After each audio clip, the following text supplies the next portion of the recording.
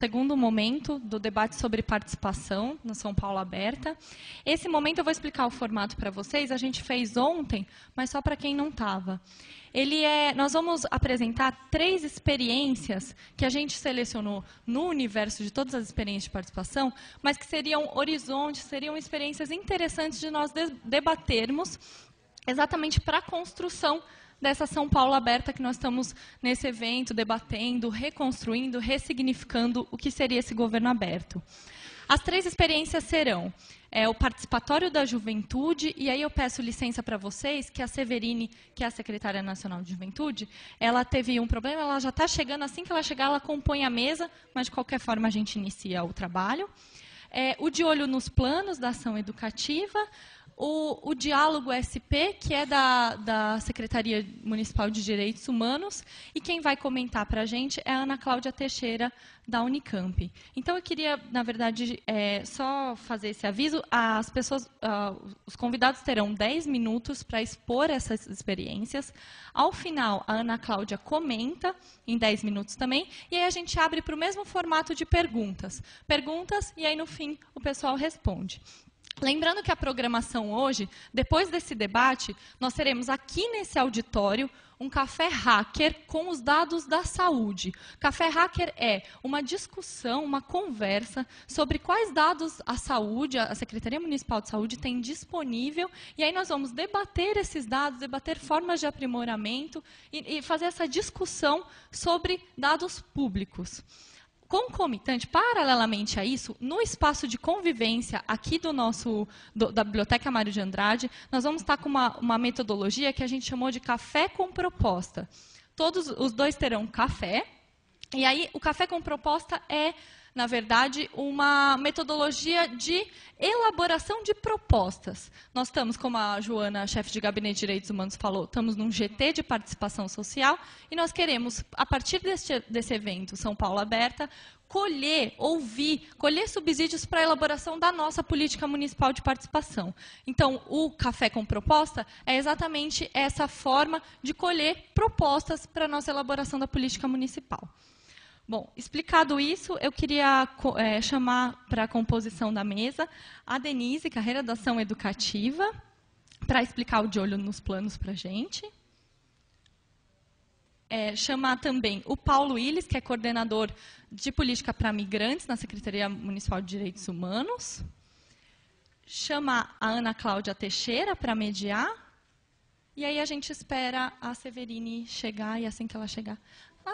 Então, chamar também a Severine Macedo, que é da Secretaria Nacional de Juventude, para falar do participatório.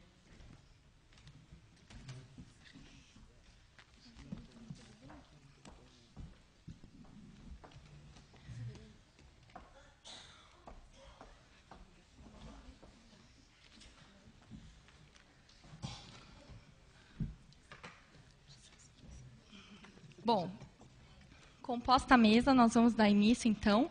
Paulo Willis pode começar, tudo bem, Paulo? Eu controlo o tempo de vocês, de fala, tá? E aí, é isso. Pode começar. Obrigado.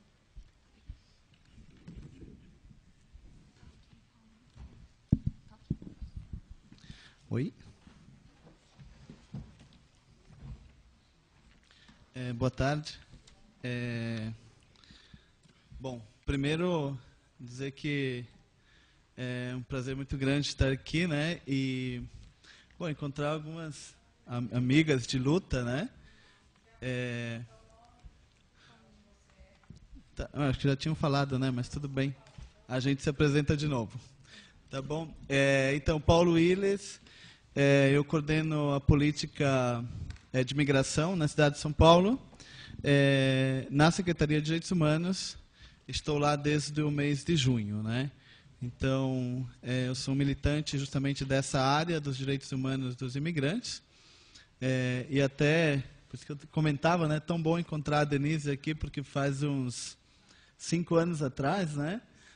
A gente fez um momento participativo com os migrantes, justamente para juntar também contribuições para a política, para o plano municipal de educação, né? não foram contempladas, né, as propostas dos imigrantes naquela época, mas pelo menos a gente fez o exercício da cidadania, que é muito importante.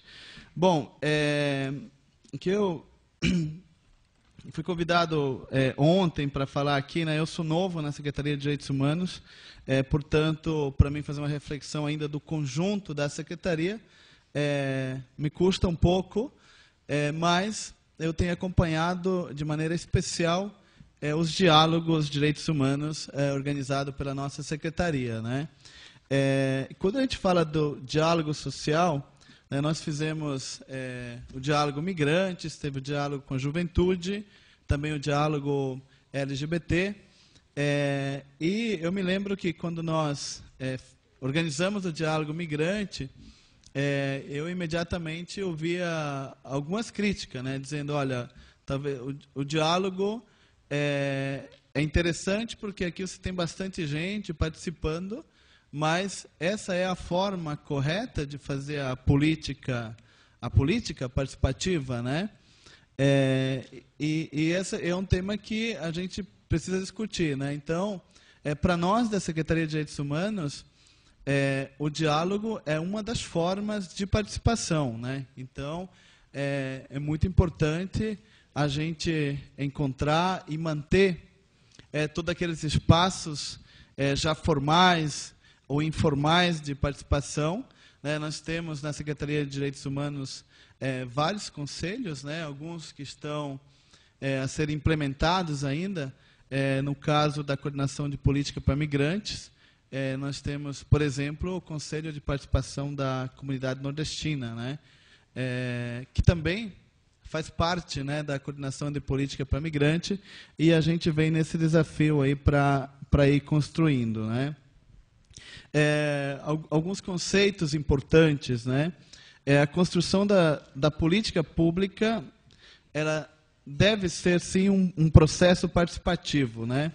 E passa pelos canais formais de participação, mas também informais de diálogo com as comunidades, né? Eu acho que algumas palavras-chave que a gente trabalha nesse contexto sobretudo, a cidadania, os direitos e igualdade de participação.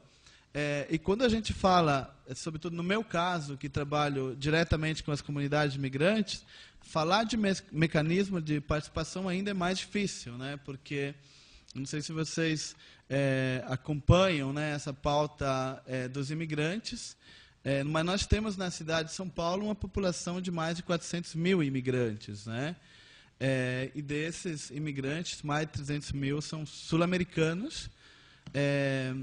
Portanto, uma comunidade importantíssima, que tem uma contribuição para a cidade e que ela não tem canais formais de participação, né? Então, a ideia, os imigrantes, eles não votam, né? Não participam das eleições, nem municipais, nem estaduais, e nem no âmbito federal. Então, assim, é um grande desafio. Nós tivemos agora, a Helena, que está aqui também, né, uma discussão muito forte em relação, inclusive, aos conselhos participativos, né? Que os imigrantes levantaram essa pauta de participar nos conselhos das suas comunidades, dos seus distritos, das suas subprefeituras, né? E é interessante que a dificuldade que há ainda, até porque o nosso sistema eleitoral não permite, né, que o imigrante participe. Então, um desafio que a gente continua debatendo ainda, né, mas é necessário, sim, pensar e criar formas de participação também para essas comunidades historicamente excluídas, né? Por outro lado, né, o que a gente tem percebido nos momentos dos diálogos são momentos de afirmação dos direitos humanos, né? E olhando por esse lado como afirmação dos direitos humanos, é que a gente levanta essa bandeira da participação social e do diálogo como escuta, né? Na construção de um método participativo de gestão. Quando a gente trabalha com populações, como no meu caso, de imigrantes, né? Já mencionei populações historicamente excluídas e não consideradas nas políticas municipais, a gente precisa trabalhar também o sentimento de pertencimento dessas pessoas à nossa cidade, né? Eu gosto sempre de conversar trazendo alguns exemplos práticos, né? Então, nós acompanhamos há poucos dias a tragédia que foi o assassinato, por exemplo, do menino Brian, né? Um menino boliviano, de um tipo de crime que ele é corriqueiro, né? Desta vez aconteceu com uma criança, né? Então teve um impacto muito grande, mas é uma situação que acontece semanalmente e que a gente muitas vezes não fica sabendo dessa situação, né? Eu imediatamente, né, quando aconteceu a tragédia, eu fui lá, né, na delegacia, fui na comunidade e acompanhando a comunidade imigrante, né? E o nosso secretário, o Rogério, ligou e disse assim: Paulo, fale com os imigrantes aí que o que eles precisarem da prefeitura, eles vão contar com a gente, né? E é interessante quando a gente chega e começa a conversar e eles não querem nada da prefeitura. Por quê? Porque qual é o canal de comunicação que representa o Estado para esses imigrantes, né? A Polícia Federal, são os canais que, mais do que garantias de direito, são canais, muitas vezes, ligados à repressão, né? Então, imagina, eles não, de nenhuma maneira, vão pedir alguma coisa, ou reivindicar, porque não é pedir, quer dizer, é direito, né? Ser bem atendido, sobretudo num momento tão trágico como aquele, né? Então, a gente faz essa reflexão para dentro, né?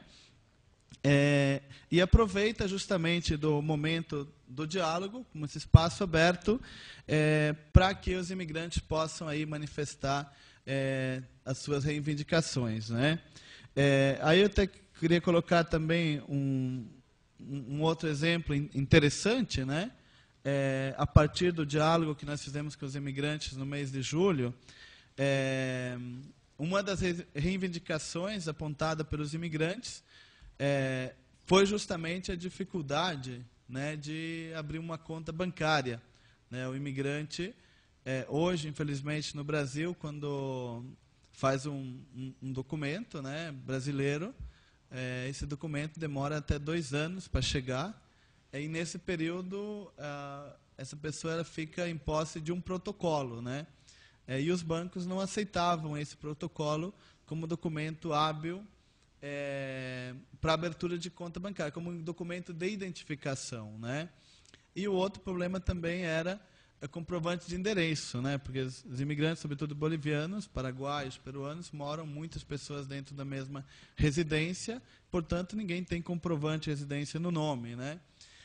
E então, a partir do diálogo, a Caixa Econômica Federal aceitou, né, de aceitar, por exemplo, o cadastro do imigrante feito na Polícia Federal como um comprovante de residência e o protocolo como um documento de identificação. Foi uma conquista histórica. E é muito interessante, né, porque, para nós, né, é difícil imaginar a importância de dizer, olha, o banco vai abrir conta para determinado grupo de pessoas. Só que, para esse grupo de pessoas, o fato de abrir conta significa não guardar mais dinheiro embaixo do colchão, né, e ter uma possibilidade de prevenção, inclusive, à violência, né? Então, assim, eu queria colocar um pouco esse exemplo no sentido de que o diálogo ele vem se somar, ele tem sido a cara da Secretaria de Direitos Humanos nesses poucos meses ainda de gestão, mas é um canal a mais de participação que não quer substituir os demais, mas que quer levar as pautas para todas as pessoas que, às vezes, acabam se sentindo excluídos dos espaços já constituídos. Muito obrigado.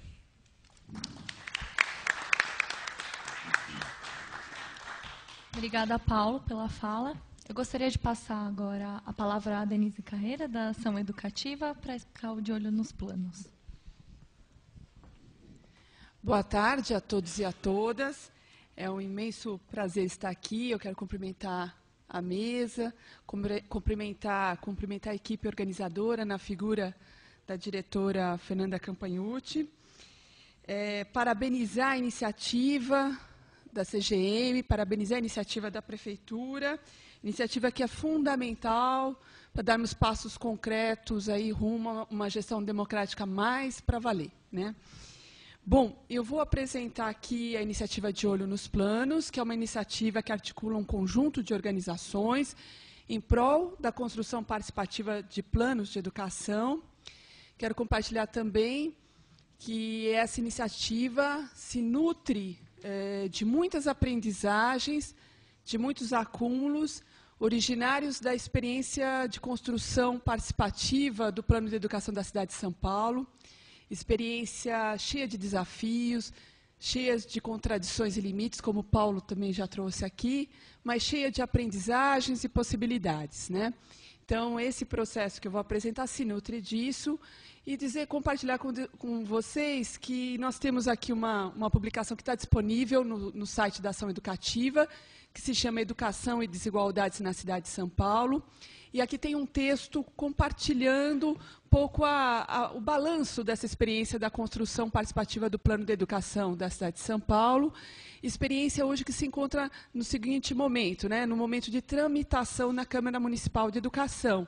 Em um momento muito importante, muito especial, onde as entidades, movimentos sociais, sindicatos, diversos grupos pressionam a Câmara Municipal pela abertura de um conjunto de audiências públicas que possam aprimorar a proposta de plano que está tramitando, no sentido que ela reflita mais o processo participativo, né, do qual o Paulo fez parte, e vários grupos de imigrantes da cidade, e outros movimentos, muitos movimentos, que essa proposta de PL que hoje tramita, ela possa refletir mais esses acúmulos e dialogar mais com os desafios da nossa cidade, desafios, sobretudo, da educação pensada como direito humano e como política social integrada ao conjunto das políticas aqui do município.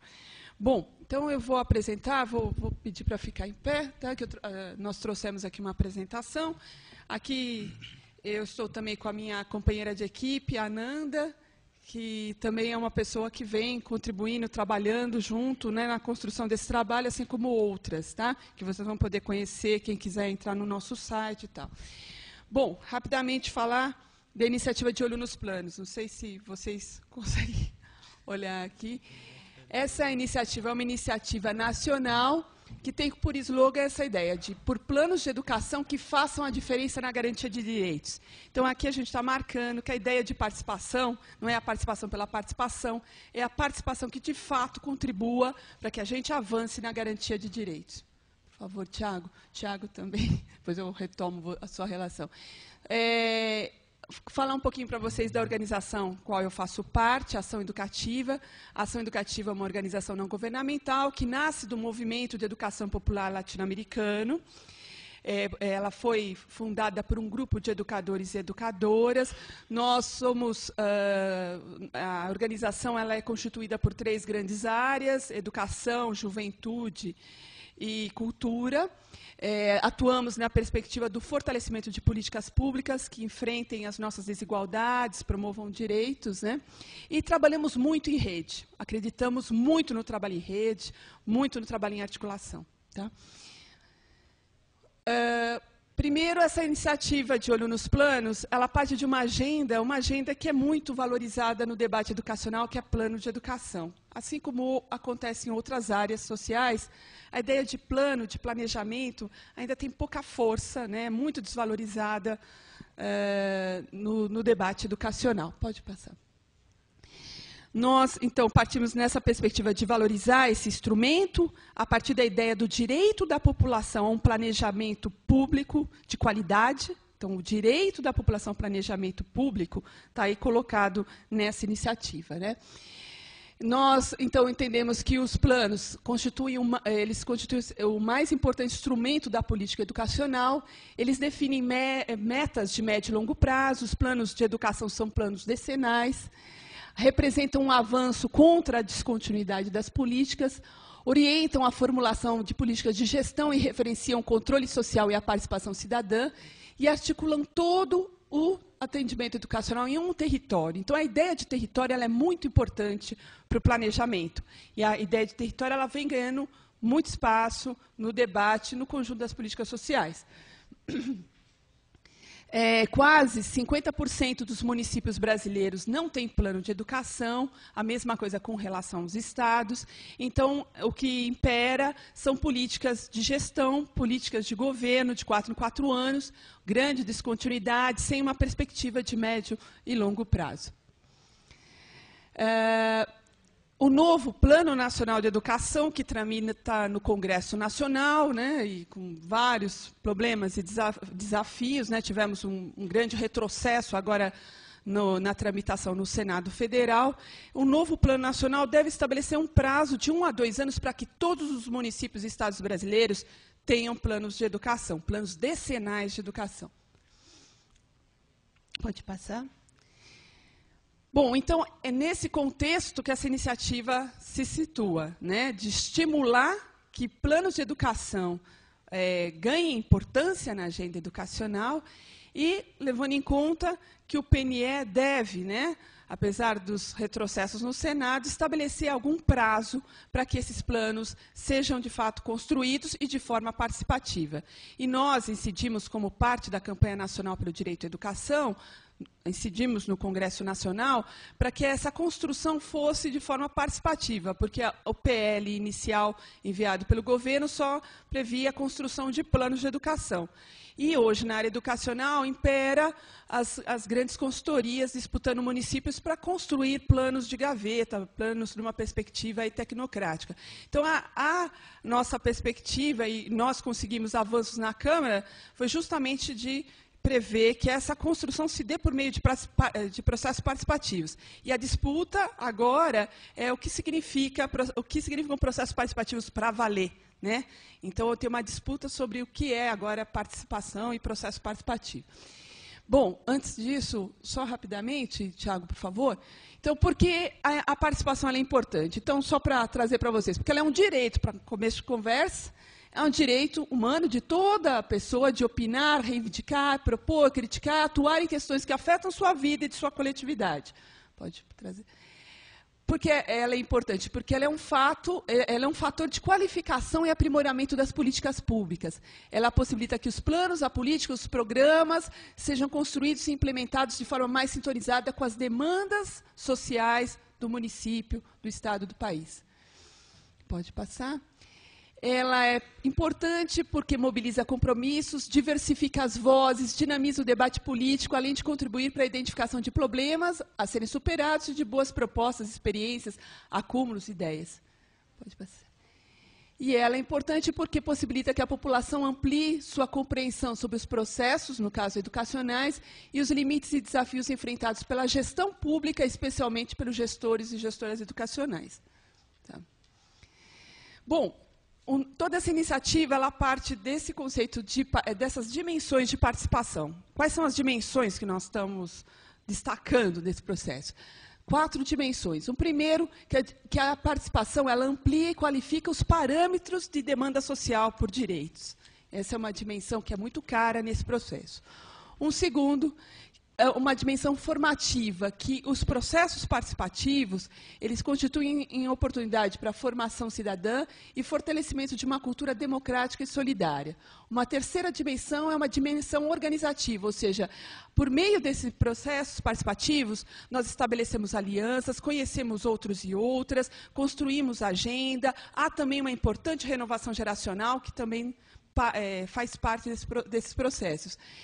E a mais, acho, de destaque fundamental no nosso campo é a influência na tomada de decisão em questões de interesse público.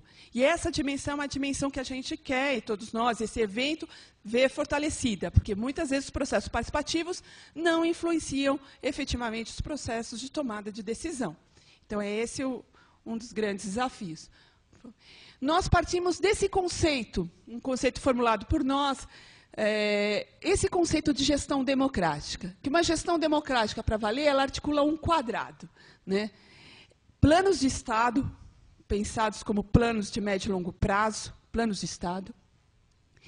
Instâncias de participação, né, instâncias permanentes, os conselhos, comissões e tal. Processos participativos periódicos, ou seja, processos participativos amplos, periódicos, que alimentem as instâncias, monitorem o cumprimento do plano de Estado, aprimorem esse plano e tudo mais, e o fortalecimento da sociedade civil plural, né, diversa, para dar conta desse recado. Cortando esse quadrado transversalmente, a importância do acesso, da democratização da informação. Então, participação, gestão democrática, que tem muito foco do evento, está nisso, né? É fundamental a gente avançar nesse acesso, mas não só no acesso, mas também no tratamento adequado dessas informações, para que, de fato, elas consigam, né, chegar nas pessoas. Porque muitas vezes a gente acessa, por exemplo, tabelas, mas que são muito complicadas, né? Então, o desafio do acesso e do tratamento amigável das informações, de forma que fortaleça processos participativos. Bom, então, a iniciativa de olho, ela tem esse compromisso com o desenvolvimento de processos participativos, pode passar, na construção e revisão de planos. Os parceiros são esses, a nossa campanha nacional pelo direito à educação, a nossa rede de 200 organizações, a Undime, que reúne a União Nacional dos Dirigentes Municipais de Educação, o Unicef, a UNCB, que reúne os Conselhos Municipais de Educação, né?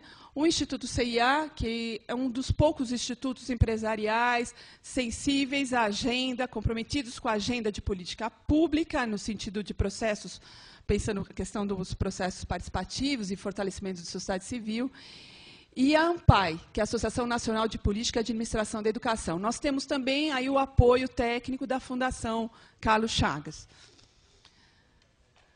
Bom, a iniciativa, ela reúne um conjunto de ações, mas ela tem um portal, que a gente vai apresentar aqui, a home para vocês, a cara do portal para vocês, e uma coleção de materiais como um subsídio para a construção desses processos participativos. A gente entende que há uma disputa também metodológica e uma disputa, né, política, técnica, metodológica, para se fazer no sentido de construir processos participativos mais amplos, democráticos, e o lugar de poder desses processos dentro, né, da relação sociedade civil e gestão, né? Então, aqui tem esses materiais e toda a iniciativa também está comprometida em subsidiar com informações, propostas e metodologias sobre como impulsionar e sustentar processos participativos comprometidos com o fortalecimento da gestão democrática em educação. Pode passar. A quem se destina essa iniciativa? Educadores, educadoras, gestores, familiares, estudantes, lideranças comunitárias, ativistas, parlamentares, operadores de direito, tal. A coleção de materiais... Ananda, se você puder me ajudar aqui, a coleção de materiais, tudo está disponível para acesso público gratuito, né, no portal. Nós temos essa coleção de materiais produzida, né, essa coleção produzida com muitos desafios, muita dificuldade, mas essa coleção ela reúne esses 3 volumes aqui. Em cima é a nossa coleção Indicadores da Qualidade Educacional, que é um material de autoavaliação escolar destinado ao aprimoramento da qualidade na educação. Aqui há toda uma disputa do conceito de qualidade educacional nessa coleção. Esses 3 materiais, um é para ensino fundamental, um é educação infantil e um que aborda um dos desafios ainda muito negados na democracia brasileira, que é o racismo na educação. É o do meio aqui. Nós temos também 3 pequenas publicações. Uma que aborda como usar essa coleção Indique na construção de planos, na construção e revisão de planos. Nós temos o azulzinho aqui do meio, que aborda como envolver crianças e adolescentes em processos participativos, onde as crianças não figurem só como, né, decoração do processo, ou seja, que sejam entendidos como sujeitos mesmo de direitos e de processos participativos. E temos um vermelhinho ali que fala... Não, o verdinho que fala de como construir processos participativos. Nenhum deles pretende ser uma receita, mas apresentar referências, subsídios para um debate, sempre aberto, sempre contextualizado, né? Bom, e aí nós temos outros subsídios, folders e tudo mais, que abordam outras questões específicas do desafio da participação. Obrigada, Nanda. Bom, Então, fora a coleção, pode passar, porque a gente já acabou o tempo. Pode passar, Tiago, obrigada. Tem um expositor público, né, esse expositor que foi feito por uma cooperativa, também do campo da economia solidária. E temos o nosso portal, esse portal que está sendo reformulado para ser lançado em novembro.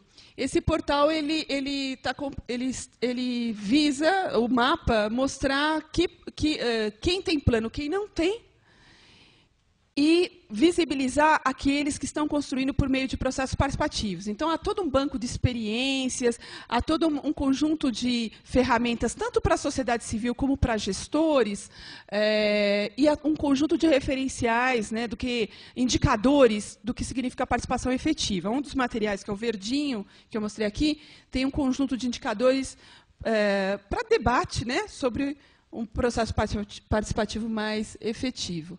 Então, aqui tem várias experiências, subsídios, e justamente a ideia com o mapa é visibilizar esse processo participativo. Atualmente, só tem azul e vermelho, que quem tem plano, quem não tem, mas com o funcionamento do portal, a ideia é que começa a surgir umas bolinhas verdes, uns pins, que vão mostrar que município está construindo processo participativo, que experiência está acontecendo, que lições e tal. Há toda uma base aí de sistematização, né? Ou seja, valorizar quem está encarando esse desafio da construção de processo participativo.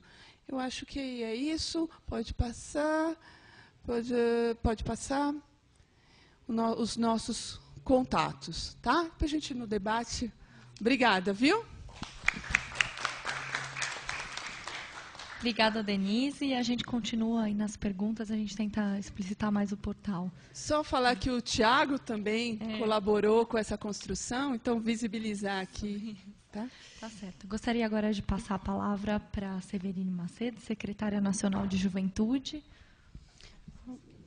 Obrigada. Boa tarde a todas e todos. Agradecer bastante o convite para estar aqui com vocês, apresentando um pouco desse nosso novo instrumento, que é o participatório, que está há 3 meses só rodando. A gente ainda está testando, desenvolvendo outros instrumentos e adequando ainda esse instrumento. Queria saudar os meus colegas de mesa aqui, a todos vocês, e recuperar rapidamente, antes de apresentar o participatório, algumas questões sobre a política de juventude e participação. Na verdade, o debate todo sobre participação, juventude, a participação da juventude nos espaços de construção da política nacional de juventude, ela se dá desde o processo de criação, né, como política pública aí, de um conjunto de iniciativas no governo federal em 2005, mas eu diria que, mesmo para se chegar à própria constituição da Secretaria Nacional de Juventude e do Conselho, a realização das conferências teve um processo intenso e amplo de participação das organizações juvenis, de organizações do terceiro setor, de movimentos sociais que pautaram a necessidade de ter, dentro do Estado brasileiro, né, uma agenda de políticas públicas de juventude, reconhecendo esses jovens como sujeito de direitos e reconhecendo também o peso estratégico deste segmento que representa no Brasil 51 milhões de pessoas de 15 a 29 anos para o desenvolvimento sustentável do próprio país, né? Em 2005, quando foi constituída a Secretaria Nacional, que é ligada à Secretaria-Geral da Presidência,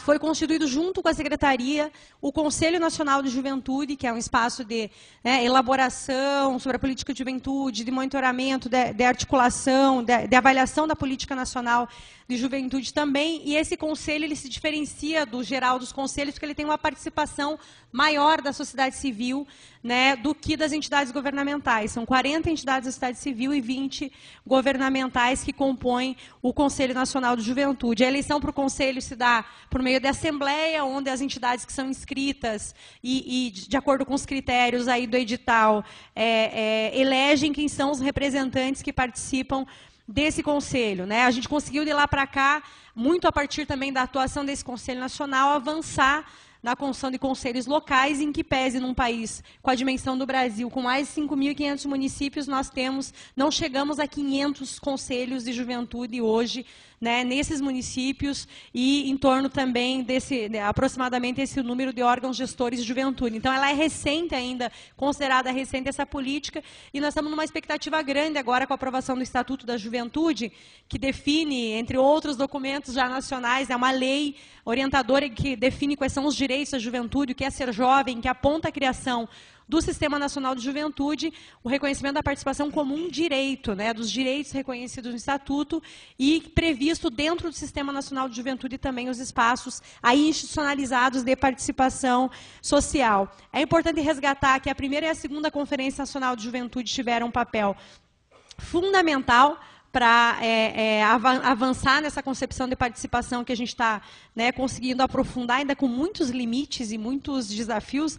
Vi recentemente o que os jovens foram às ruas reivindicando, de fato, mais participação direta, fortalecimento da democracia. Significa, de fato, que os nossos espaços institucionais não são ainda suficientes e nosso entendimento não serão só como espaços institucionalizados, onde só as organizações, né, que já têm um know-how de participação conseguem disputar. A gente também não conseguirá, só por meio desses espaços, dialogar com outros segmentos da sociedade que não têm condição de fazer essa disputa por esses espaços institucionais, mas a primeira e a segunda conferência foram estratégicas, né, tanto na elaboração da agenda de juventude que está se desenvolvendo no país hoje, quanto para impulsionar esse entendimento da participação da juventude como um direito. Foram mobilizados na primeira e na segunda conferência, que aconteceu em 2008 e 2011, em torno de 1 milhão de jovens em etapas municipais, regionais, territoriais, conferências livres, que eram auto-organizadas por os próprios grupos de jovens, as conferências livres, né, eu acabei de falar conferência livre repetindo, as conferências virtuais, com espaço de diálogo pela internet, e a gente também tem uma modalidade na conferência, que é a consulta a comunidades e povos tradicionais nacional, que tira delegado para a conferência, para a etapa nacional, porque a gente sabe que esses jovens quilombolas, indígenas, ciganos, têm muita dificuldade de, inclusive, deslocamento territorial e de estar numa conferência disputando, muitas vezes, local, numa etapa local, um espaço para estar, né, representados na Conferência Nacional. Então, além desses segmentos poderem disputar as etapas formais da geral da conferência, tem uma consulta específica que discute a agenda e tira delegados desse segmento das comunidades e povos tradicionais para a etapa nacional. Em que pese toda essa necessidade e a lentidão que nós temos ainda no Estado brasileiro de conseguir ter um feedback, de conseguir ter um diálogo permanente, dialogar a partir das resoluções das conferências, a transformação dessas resoluções em agendas concretas, acho que a gente tem avançado, por mais que devagar, em temas importantes que são resoluções da primeira e da segunda Conferência Nacional. Eu queria dar um exemplo da primeira conferência, que foi em 2008, né, que elegeu como a primeira prioridade da conferência o enfrentamento ao racismo e ao problema da violência contra a juventude, especialmente a juventude negra no Brasil, que é fruto de um processo de mobilização muito bonito que o movimento negro, o movimento juvenil, vem fazendo no Brasil nos últimos anos, denunciando esse problema, né? De 2008 se passaram alguns anos, até que agora em 2011 nós conseguimos, de fato, garantir dentro do plano plurianual como uma agenda de enfrentamento à violência, de prevenção à violência contra jovens negros e redução da vulnerabilidade desses jovens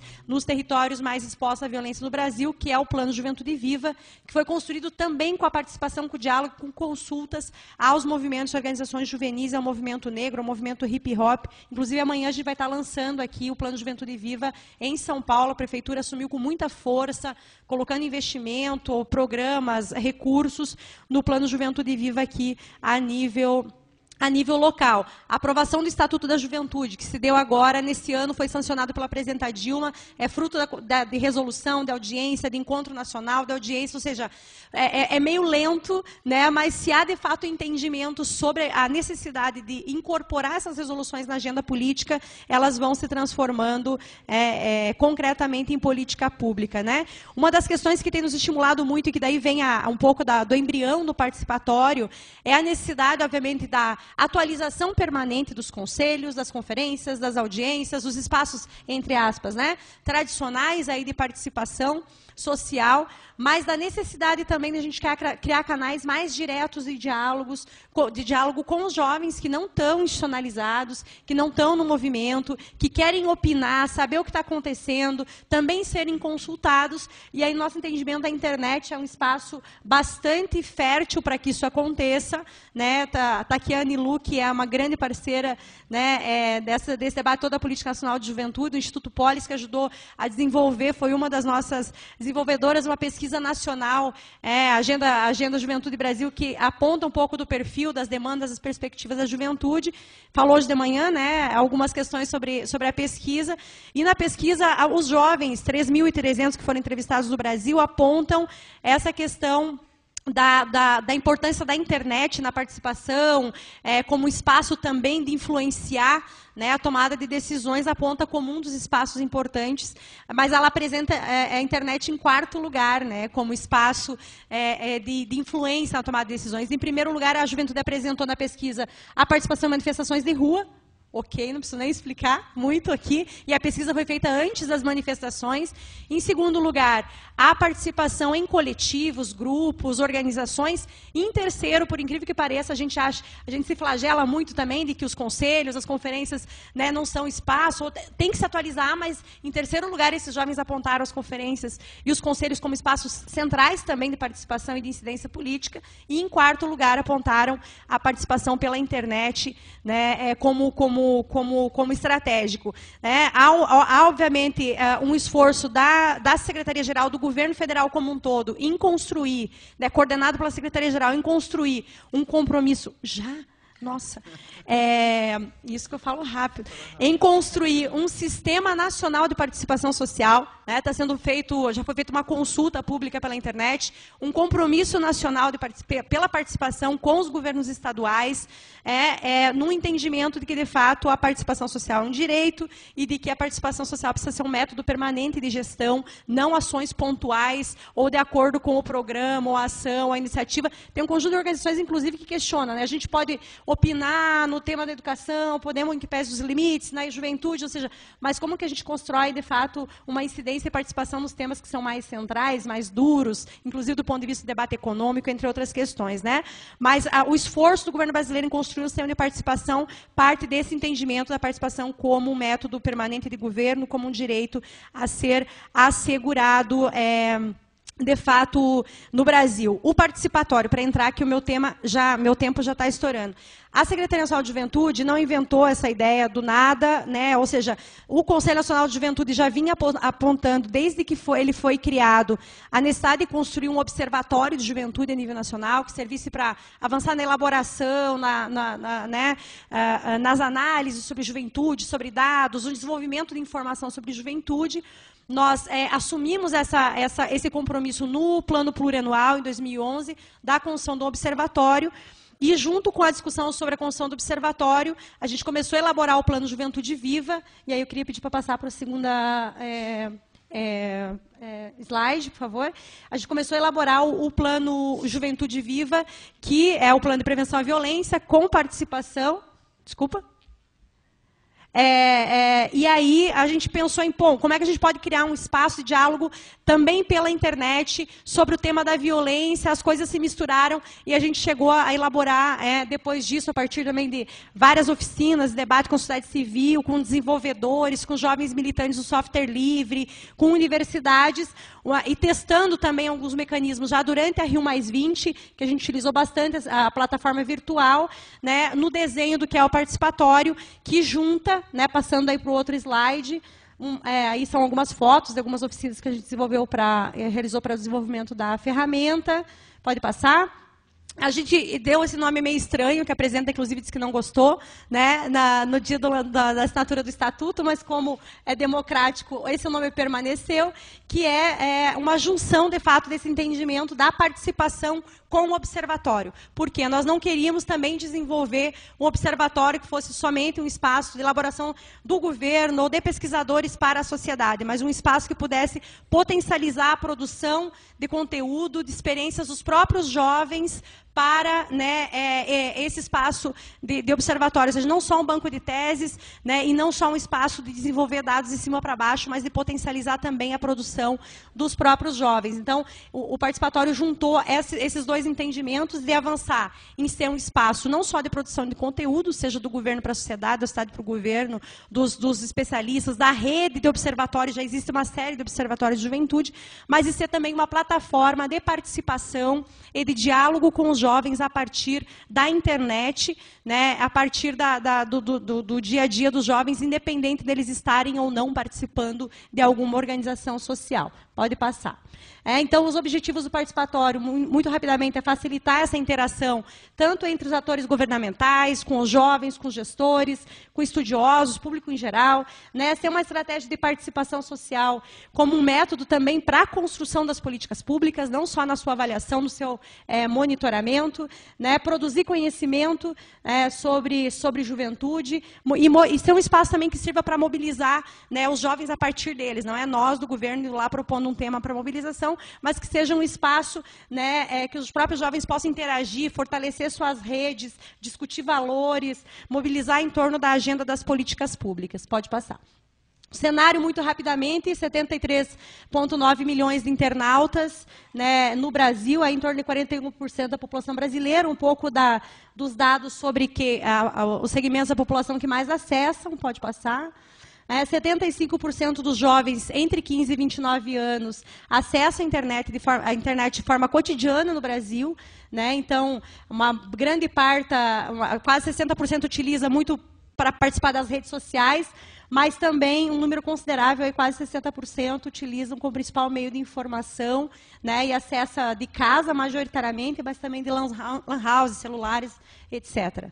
Acabou meu tempo, 1 minuto. Em funcionamento, no participatório hoje, o que a gente tem já na plataforma que nós lançamos há 3 meses e estamos ainda desenvolvendo, né?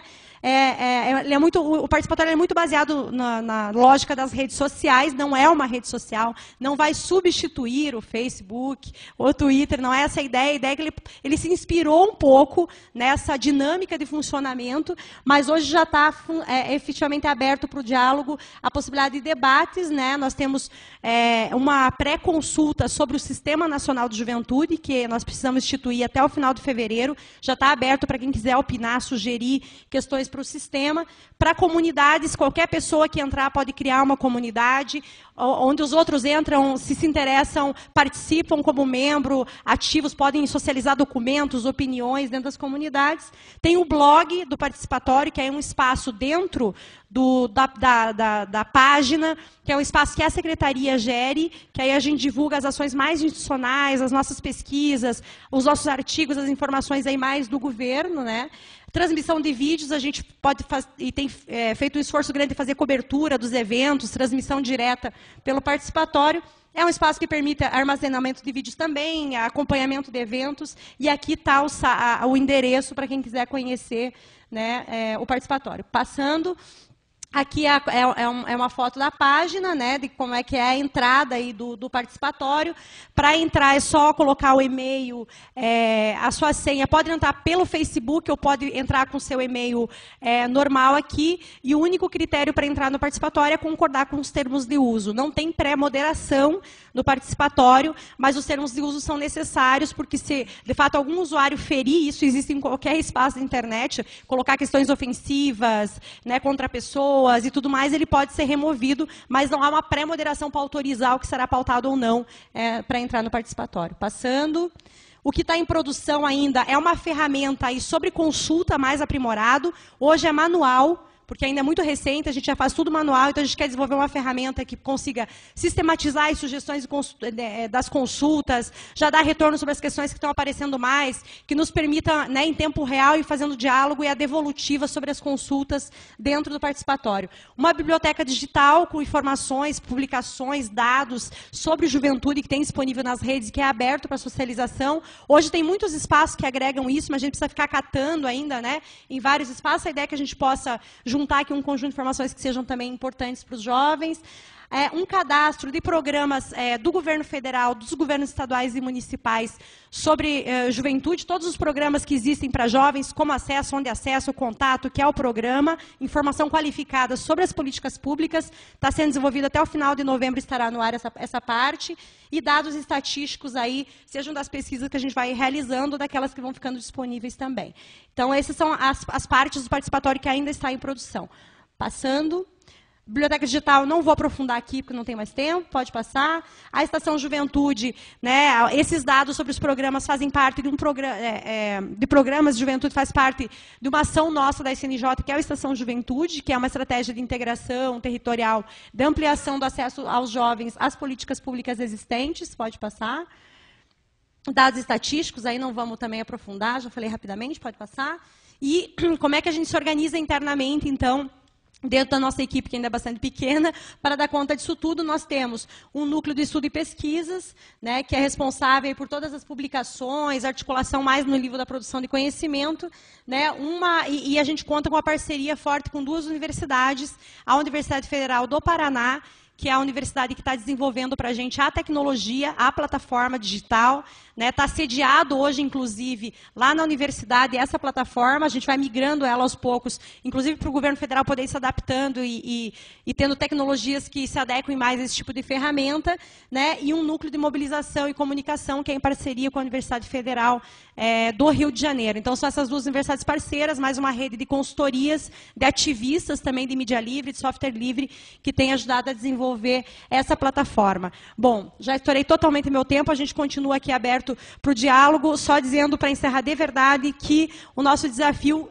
que a gente identifica já com o que foi possível do participatório até agora, que tem quase 9.000 pessoas participando, que já entraram nesses 3 meses, é transformar o participatório não só num espaço que as pessoas entrem e desopilem, né, ou dê sua opinião, mas que a gente consiga, de fato, dentro de 500 comunidades que tem ali, de uma série de eventos e de debates, extrair, né, e conseguir fazer essa interação permanente com esses jovens, além de conseguir dar um retorno a partir das consultas, do que foi possível ser assimilado, do que não foi, por que não foi. A gente não quer, de fato, que as pessoas fiquem falando ao vento, né, e nem tudo a gente sabe que é possível ser assimilado, mas a gente quer poder fazer o diálogo, inclusive para dar esse retorno aí para a sociedade. Então, obrigada e desculpa mesmo estourar o tempo. Muito obrigada, secretária. Antes de passar a palavra para a Ana Cláudia, eu gostaria de dar só 3 informes. O primeiro foi citado bastante pela Denise e pela Severine, a questão do movimento negro, né, da desigualdade e da participação do jovem e violência, consequentemente, com o movimento negro. A gente tinha previsto também o pessoal da marcha da consciência negra, só que tivemos um problema e eles não puderam estar nessa mesa, nós da organização, e eles também pediram desculpas. Outro ponto só reforçando com vocês, então, depois dessa mesa, nós temos o Café Hacker aqui, o café com proposta na sala de convivência, lá no térreo da biblioteca, e às 18h a banda Isca de Polícia no hall de entrada. Então, para quem puder ficar, para prestigiar a banda, lembrando que também é aberto, quem quiser participar pode ver a banda. E aí, por fim, eu já vou passar a palavra para você, Ana Cláudia. Só para pedir que agora a gente já abre a inscrição para quem quiser fazer perguntas sobre as experiências, exatamente para a gente poder aprofundar mais, poder explicar os processos. O Igor, se você puder até levantar, ele vai fazer a inscrição e aí a gente depois abre para perguntas, só para a gente manter a organização.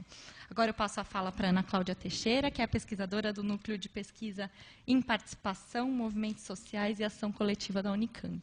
Joia, obrigada, Laila.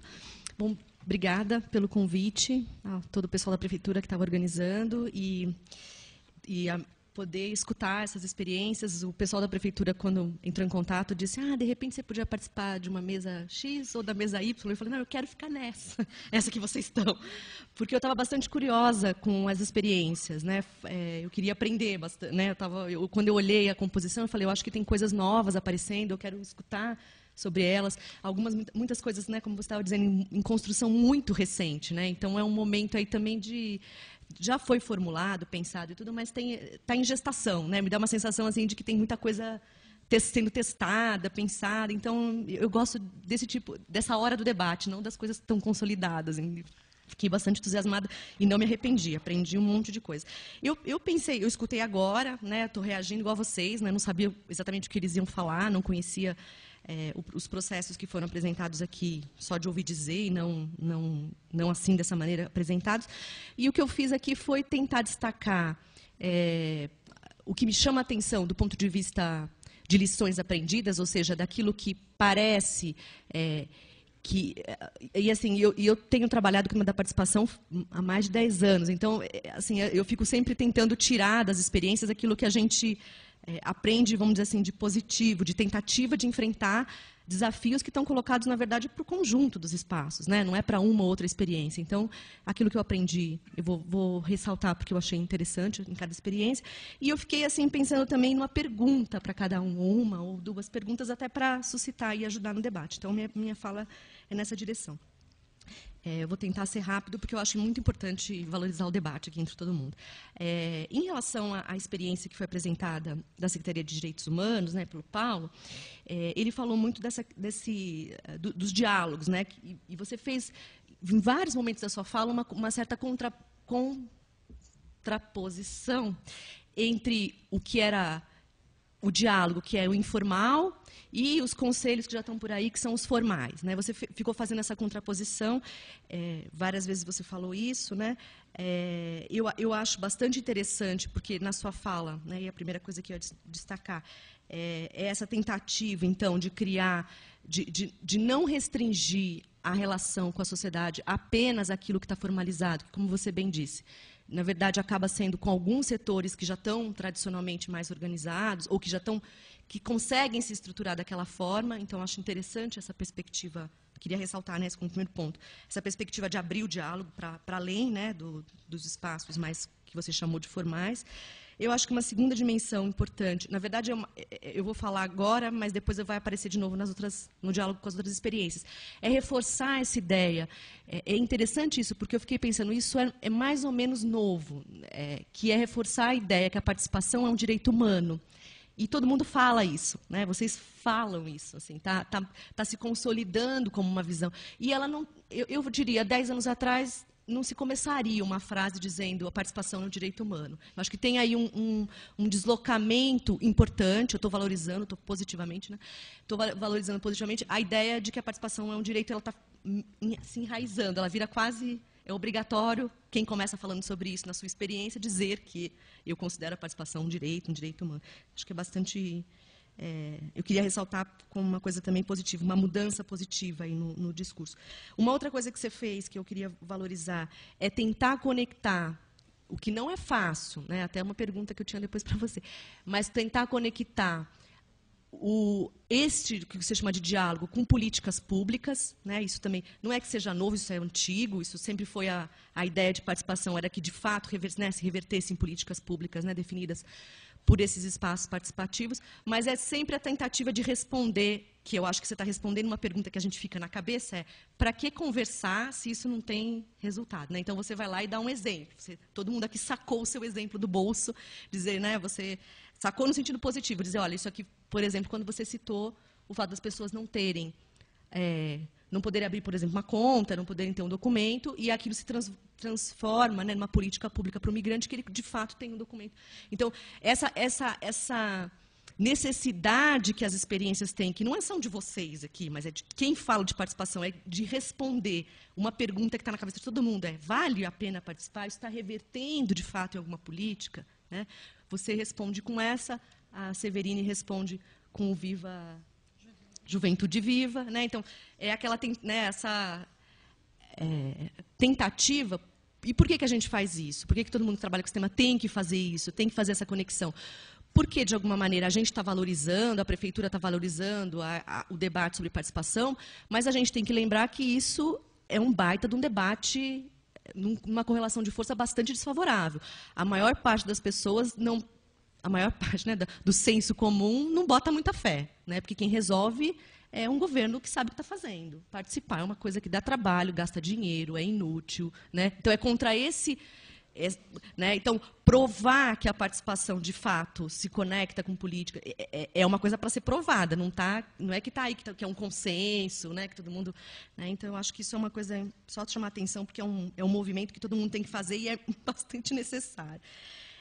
Mas a pergunta que eu tinha, para passar para as perguntas, porque depois eu ainda tenho que fazer mais duas, é assim, eu acho interessante esse raciocínio de dizer que o diálogo ele vai para além do espaço formal. Mas minha pergunta existe uma conexão de fato, ou uma intencionalidade de fato, entre esse espaço que é de diálogo, que, como você bem chamou a atenção, é um espaço de escuta, ele é um espaço, né, de uma conversa, né, as coisas podem ou não ser encaminhadas por uma deliberação e uma decisão. Então, existe, entre essa coisa que é mais fluida, que é mais aberta, né, que é mais... pode ter uma abertura para outros atores diferentes que não os tradicionais. Entre isso e aquilo que é institucionalizado, que tem uma exigência maior, que tem uma... Inclusive, legalmente, né, se dizem como espaços que...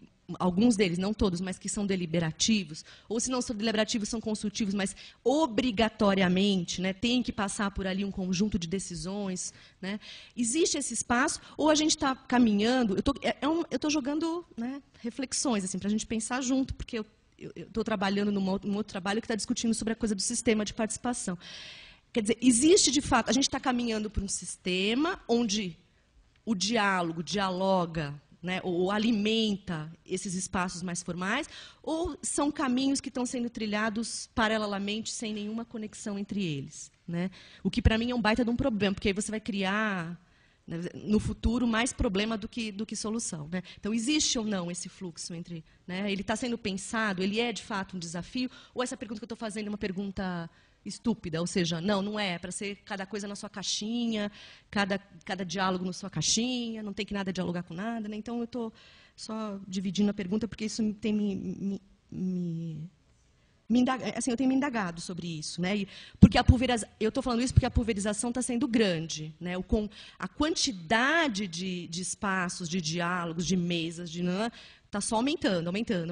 Então, né, onde existe, quer dizer, é só a minha necessidade de ver um fluxo entre essas coisas ou de fato é uma necessidade, né, para ser construída, é um desafio de fato para ser construído. E a outra pergunta que eu tinha era sobre concepção mesmo, né? Porque se vocês estão falando, você não foi o único, a Severine também falou sobre isso, né? Usou a palavra para falar de participação como sinônimo, a palavra diálogo e escuta, eu queria fazer um alerta. Isso é uma baita de uma mudança semântica, assim, significado, né? De sentido da participação. Né? Usar como sinônimo participação, como diálogo e escuta é um abaixamento, né, uma diminuição da exigência da participação muito, muito grande. Vocês não escutariam participação como diálogo e como escuta nos anos 70, né, nos anos 80. Usar como sinônimo, né, chamar. Não sei, eu estou provocando, né? Eu estou provocando. Porque a gente está ouvindo mais diálogo, escuta como significado de participação. Eu, né, tenho escutado dos últimos anos para cá, do que os outros sentidos mais fortes, né, como tomada de decisão, cogestão, sei lá, tinham sentidos muito, ou partilha de poder, ou até a ideia de inversão de prioridades a partir da participação, tinham ideias muito mais fortes do que essas que estão colocadas no período mais recente. Então, né, para pensar aqui qual é o sentido disso, é uma mudança mesmo?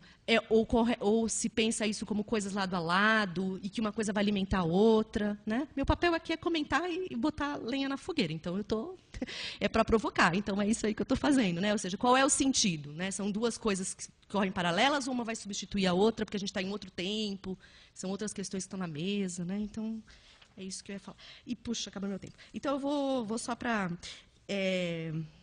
Acho muito interessante toda a trajetória, a experiência da ação educativa nos planos de educação. Eu valorizo muito, assim, eu acho que a gente tem a aprender, de novo, a ideia de linkar a participação como garantia de direitos. Acho isso a ideia de que eu acho que isso também é uma coisa que a gente tem que aprofundar mais no futuro. Mas que a fala da Denise traz, que é linkar, né, fazer a ligação com a importância de discutir sobre territórios, né, ou seja, as coisas muito nacionais, então como elas chegam no nível local, como é que a gente faz esses fluxos. Eu acho isso um baita de um desafio no momento atual que a gente está vivendo para o debate da participação. E acho que a Denise traz muito rápido, mas acho que ela traz com a experiência que ela né, pôs aqui na mesa. E outra coisa que eu acho importante da experiência que ela trouxe é a ideia do tratamento adequado das informações, essa coisa de mostrar como, por trás dessa experiência, tem muitos atores articulados. Acho que isso também é um aprendizado, essa coisa a sabedoria, a dificuldade, né, de articular atores, produzir materiais, produzir informação adequada. Acho que isso tudo é bastante caro, né, ao debate da participação, e acho que essa experiência mostra os avanços. Mas, Denise, eu fiquei indo para a pergunta, eu fiquei bastante curiosa, porque você disse assim, a gente tem discutido o que significa um processo participativo para valer.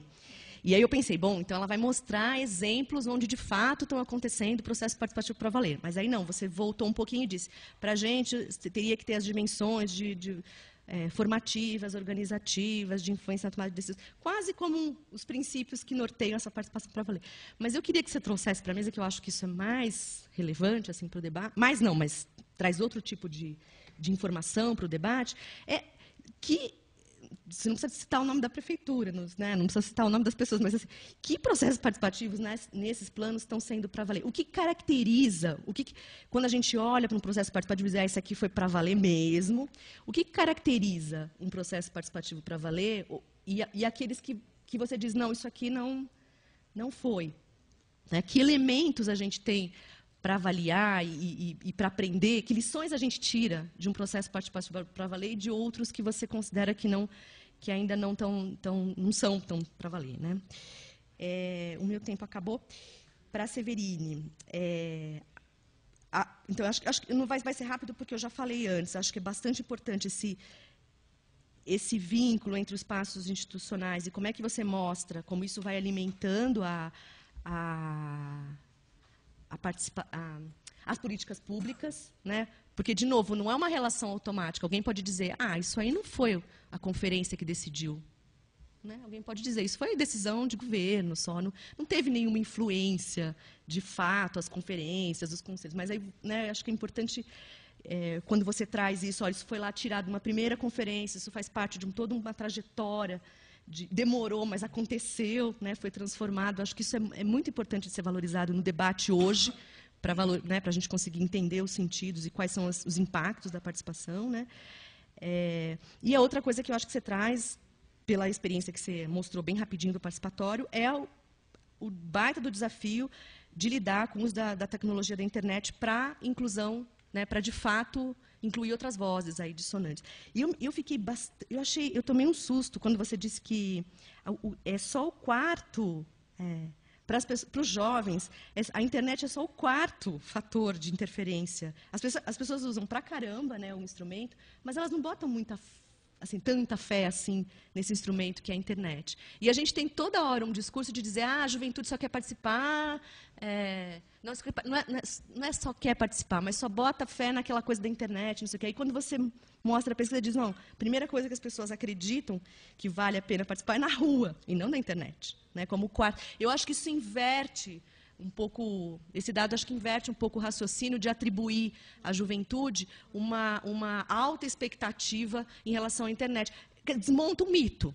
Porque, pelo menos, eu acho que é um mito que está aí. As pessoas, os jovens não têm interesse de participar dos espaços institucionais porque eles só interessam pela internet. Se não for na internet, eles não querem participar. Eu acho que esse dado aqui desmonta esse mito totalmente. Porque é o quarto que as pessoas... Então, não é por esse motivo que os jovens não estão participando, porque eles só querem participar se for pela internet. Pelo menos essas pesquisas não apontam isso. Para mim, desmonta esse mito, né, de que só tem interesse se é apertando o botão e clicando e assinando, né, no botão. E a pergunta que eu faria é a mesma que eu fiz para o Paulo. Esse processo todo do participatório, ele vai alimentar ou não o Conselho e as Conferências da Juventude? Né? Ou vão ser, de novo, dois processos paralelos? Você vai ter uma coisa pela internet, que vocês sistematizam, que vocês vão, né, refinando os instrumentos, uma coisa vai alimentar a outra ou vão ser, né, dois canais novamente paralelos? O pessoal, por exemplo, da saúde está super preocupado. Eles juntam lá, na Saúde Nacional, que eu tive com eles faz 2 semanas atrás. Eles não sabem mais o que fazer com as demandas que vêm da ouvidoria. São milhares de demandas que vêm via ouvidoria. E isso não alimenta o Conselho Nacional de Saúde. Não tem um fluxo entre uma coisa e outra. Então, não sei, vai fazer de novo a mesma coisa, assim, criar uma coisa paralela, que você vai criando e não se retroalimenta? Desculpa estourar o tempo, lamento muito, Vera. Lamento mesmo. E obrigada pela oportunidade. Nós vamos abrir agora para as perguntas. Igor, aí. Primeiro, Leandro. O microfone.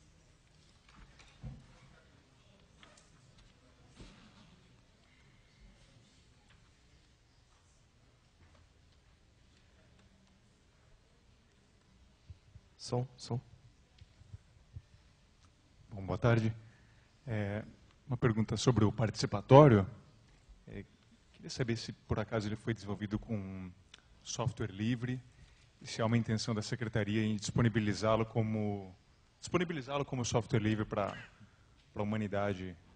Eu digo isso porque eu tive uma experiência com o site da Consocial, que é uma bela plataforma, tem bastante aporte tecnológico ali. Imagino que tenha sido desenvolvido com software livre, mas a forma de contratação que foi feita ali, se eu não me engano, gastaram R$30 mil para fazer aquele site. É um belo site.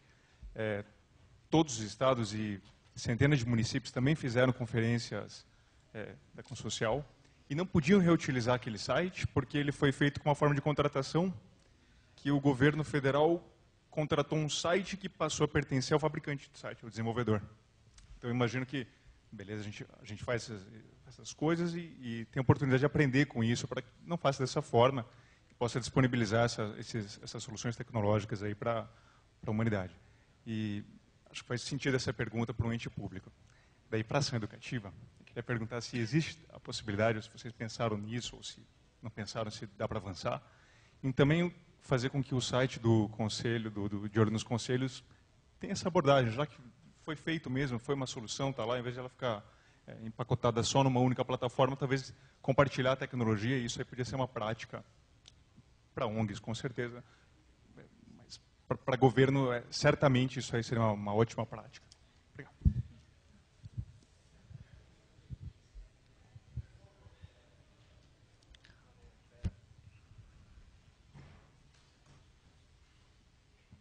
Para o Paulo. Paulo, só queria saber se, além do trabalho que vocês estão fazendo com os migrantes, vocês desenvolvem 2 outras abordagens. Primeiro, se existe alguma proposta, algum projeto fazer com que os imigrantes daqui se solidarizem com os imigrantes de outros países. Por exemplo, no caso do que aconteceu na Itália recentemente, tá? Porque isso me parece que aprofunda o gesto de solidariedade internacional e de generosidade, que está faltando muito. Tá? E, ainda nesta linha, se também esta secretaria pretende fazer algum trabalho com a população brasileira para melhor acolher e não discriminar os imigrantes. Então, são 2 perguntas que eu faço para você. E para a ação educativa, eu gostaria de perguntar que tipo de trabalho vocês têm feito no aspecto de melhor tratamento da informação, de modo que ela seja não só tratamento, mas qual o conteúdo da informação que seja mais adequada e que de forma de tratamento que está sendo feito para que ela seja mais democrática e acessível para a população. Okay? Muito obrigada, Vera. Passar a palavra para Ezequiel para fazer a pergunta.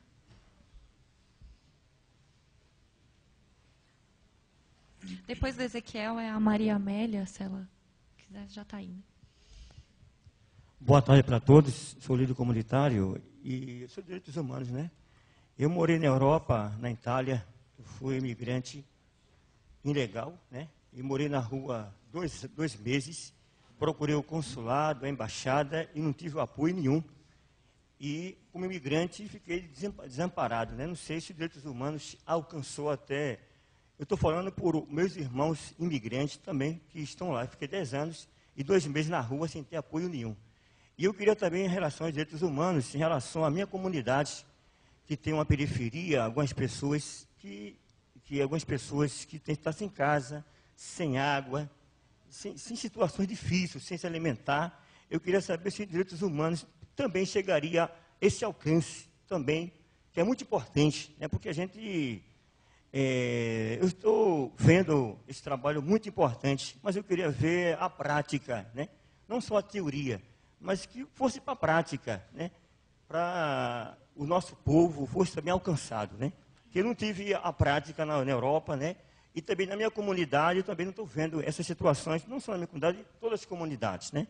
Que está sendo abandonado, lá tem uma área de risco, as pessoas estão sofrendo. Eu tenho até uma jovem lá que está com 2 crianças, ela, por crack, por droga, ela arrancou o chuveiro, as criancinhas tomando banho com água fria, sofrendo bastante. Creio que é uma situação difícil, né? Eu, como líder comunitário, a gente não sei como encontrar uma solução, a gente procura o governo, a prefeitura e vira as costas. Até eu estou criando um jornalzinho, falando com as paredes. Então, a gente vem falando com as paredes. E eu acredito que esse espaço São Paulo Aberta foi uma oportunidade que a prefeitura, o governo, criou, e creio que eu estou participando. Eu participo do movimento popular da saúde, eu sou do Conselho da Saúde, eu estou no meio ambiente, eu estou na habitação, eu estou em vários ambientes, né? Mas eu não estou vendo o povo aqui presente, né? É importante que o povo viesse aqui participar, para nós poder mostrar a situação. Essa é a minha pergunta aqui ao Direitos Humanos. Obrigado. Obrigada, Ezequiel. Próxima é a Maria Amélia. Boa tarde à mesa e a todos os presentes. Sou Maria Amélia Portugal, moradora da cidade de Tiradentes. Sou presidente de entidade, faço parte do Conselho de Educação, da Saúde e do Transporte e do CONSEG. Eu gostaria de falar para vocês que uma participação muito boa que nós tivemos na gestão da prefeita Marta Suplicy foi o orçamento participativo, que foi feito nas comunidades, nas escolas, foi colocado as propostas nas paredes e a população decidia o que queria. E com o orçamento participativo da gestão da Marta, a nossa cidade de Tiradentes mudou da água para o vinho. Agora é uma senhora cidade. Então, eu acho que esse canal de participação do orçamento participativo seria muito importante, porque os jovens também participaram, todas as idades participaram. Então, eu acho que seria bom essa gestão rever essa participação. E outra, o que essa São Paulo Aberta vai fazer para as periferias, para as comunidades? Tá? Que, pelo visto, que eu estou vendo já começando a acontecer, está virando um caos. Tá? Lá na cidade de Tiradentes, o Haddad foi 80% de votação. Tá? Um cinturão vermelho. E está tirando todos os pontos de ônibus da nossa cidade de Tiradentes, só colocando uma pilastrinha ali, os idosos sem ter banco para sentar, sem ter cobertura de chuva e de sol. Que cidade aberta é essa que nós estamos tendo? Não foi isso que nós pedimos melhoria no transporte, e não essa devastação que está acontecendo. Então, essa São Paulo Aberta, eu acho que tem que abrir um canal de diálogo com a população, os moradores, para ver o que eles querem, o que eles pedem, o que eles precisam, e não passando o rodo em tudo que eles querem. Obrigada, Maria Amélia. Próximo é Gustavo e depois o Paulo.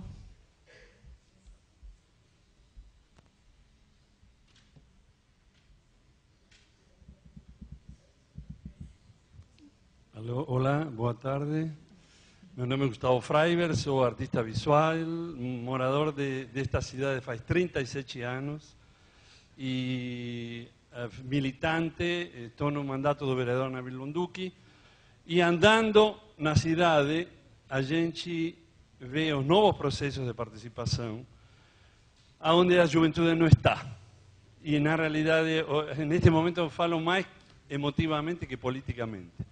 Ou seja, desde o lançamento que a gente fez ano passado em vários bairros de São Paulo, do chamado Plano de Bairro, que realmente está começando a fazer que, na prática, a população participe. Por quê? Porque é um problema local, específico, E depois vem o outro problema, como unimos o local com o global. Mas, em princípio, há uma movimentação em muitos bairros para tentar, você falava do diálogo e da escuta, já superando até o diálogo e a escuta. Ou seja, essa participação se está dando na medida em que as pessoas, depois do represamento durante tantos anos na cidade da participação, obviamente que a demanda é muita, mas ao mesmo tempo há um processo educativo nessa participação que faz que as pessoas se sintam construindo, fazendo, não só dialogando e sendo escutadas.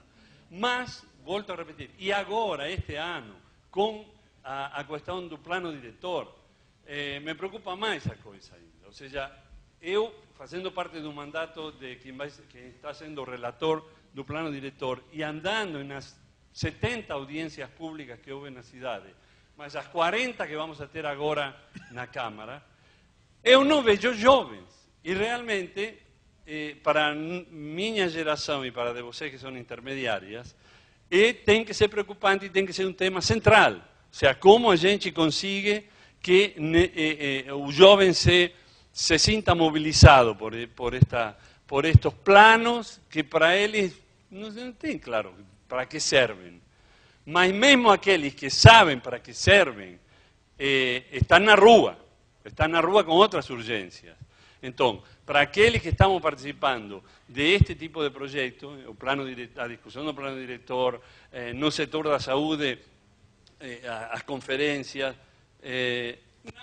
na realidade que participa um jovem da cultura, que há um fazer na cidade que é dos jovens, então eles participam. Mas como a gente faz o link entre esse fazer na área da cultura com o resto da coisa?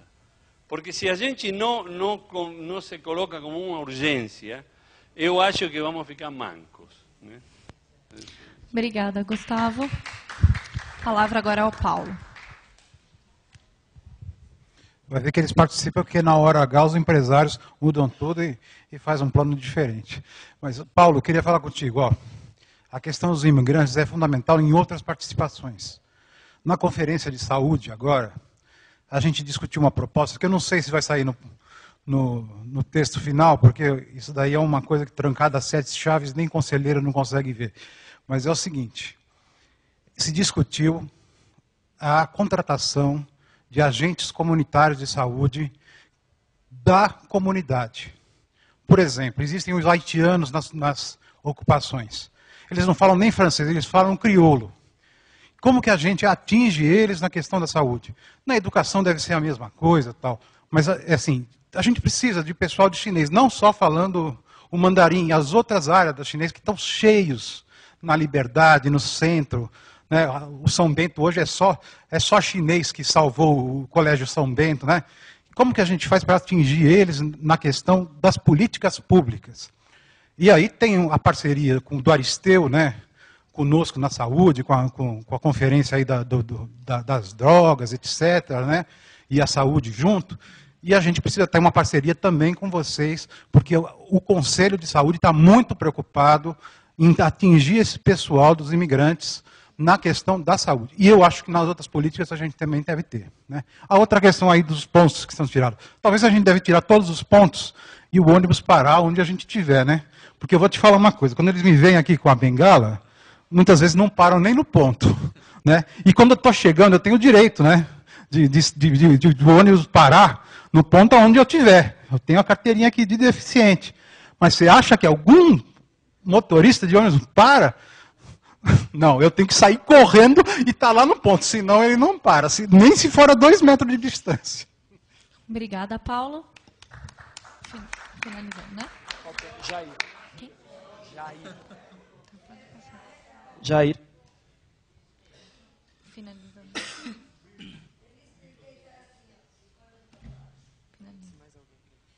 Alguém mais quer fazer inscrição para perguntas?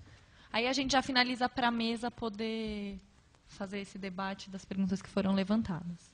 Pode falar, Jair. Meu nome é Jair.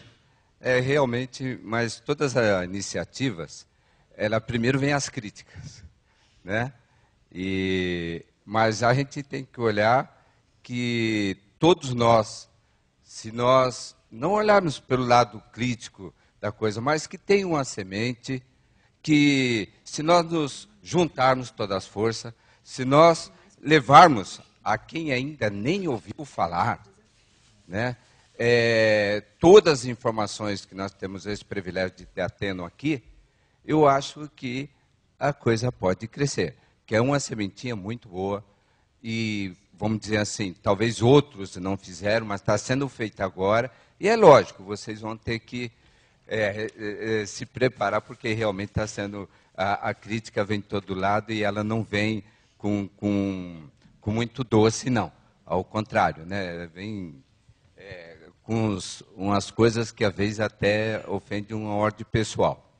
Mas eu gostaria de dar opinião no seguinte sentido, de que na parte da juventude, deve ser levados assim, realmente, como já foi falado aqui, mais participativo do lado deles, porque nós dependemos muito deles.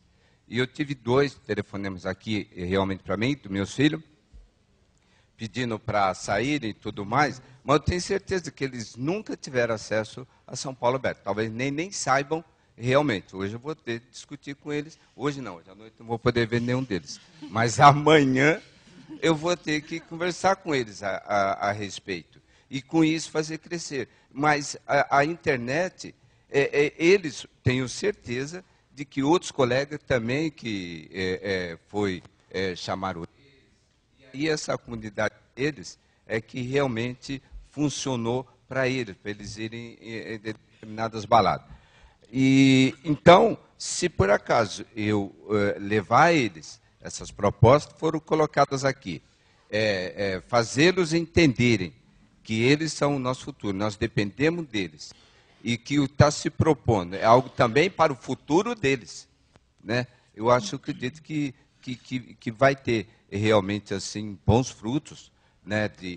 Vamos ver em termos de São Paulo, não sei aí em termos do Brasil, mas em termos de São Paulo, a nossa juventude ela precisa ser encarada de frente e, infelizmente, eu sei que às vezes eu fico nervoso ali, é a balada daqui, balada de lá, mas, infelizmente, a gente tem que ver esse lado, enfocar mais a juventude.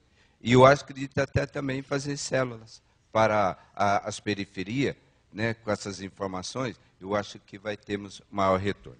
Obrigada, Jair.